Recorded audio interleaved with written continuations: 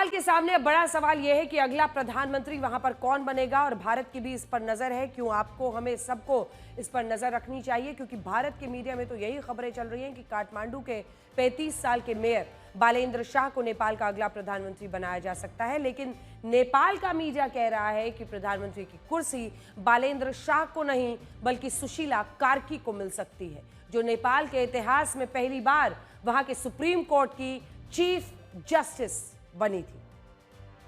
नेपाल में हिंसक आंदोलन के बाद प्रदर्शनकारी युवाओं की एक वर्चुअल मीटिंग हुई थी और उसी में इनके नाम पर बताया जा रहा है मुहर लगी है। इस वर्चुअल मीटिंग में 5000 से ज्यादा लोग शामिल हुए और इन सभी लोगों ने बहुमत से यह तय किया कि नेपाल की अगली प्रधानमंत्री सुशीला कार्की को बनाया जाना चाहिए।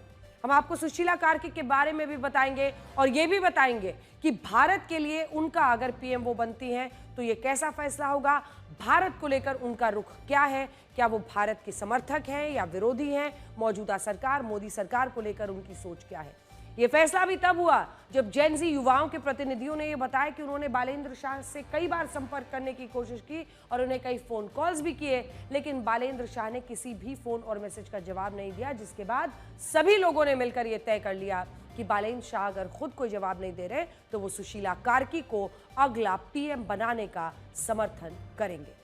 72 साल की सुशीला कार्की के बारे में जानिए। 2016 में वो नेपाल के सुप्रीम कोर्ट की पहली महिला मुख्य न्यायाधीश बनी थी और इससे भी ज्यादा दिलचस्प बात यह है कि उन्हें मुख्य न्यायाधीश बनाने की सिफारिश केपी शर्मा ओली ने की थी और आज यही सुशीला कार्की केपी शर्मा ओली की जगह लेकर नेपाल की अगली प्रधानमंत्री बन सकती हैं। सुशीला कार्की का करियर एक टीचर की नौकरी से शुरू हुआ था। इससे पहले उन्होंने भारत की ही, अब ज्यादातर ये जो नेता आप देखेंगे, ज्यादातर कई जगह उनमें से कई ऐसे दिग्गज हैं वहां पर जो वहां की सिविल सोसाइटी में भी हैं, उनकी शिक्षा भारत में हुई है और उसी कड़ी में सुशीला कार्की भारत की बनारस हिंदू यूनिवर्सिटी से पॉलिटिकल साइंस में ग्रेजुएट की पढ़ाई कर चुकी थी। इसके बाद साल 2006 में जब नेपाल से राजशाही शासन को हटाकर लोकतंत्र लाने के लिए कॉन्स्टिट्यूशनल ड्राफ्टिंग कमेटी बनाई गई, तब भी सुशीला कार्की इसका हिस्सा थी।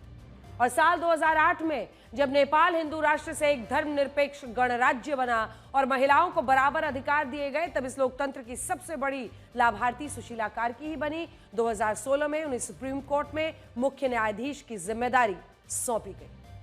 और ऐसा नहीं कि सुशीला कार्की अचानक से प्रधानमंत्री की रेस में आई हैं।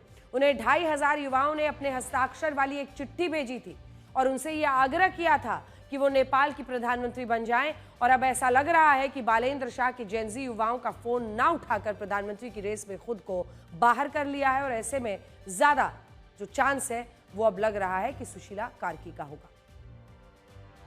एक तरफ आप बालेंद्र शाह को देख रहे हैं, वो एक रैपर भी हैं, सिविल इंजीनियर भी हैं और सोशल मीडिया पर बहुत एक्टिव रहते हैं, कम उम्र के हैं लेकिन फिलहाल गायब दिख रहे हैं।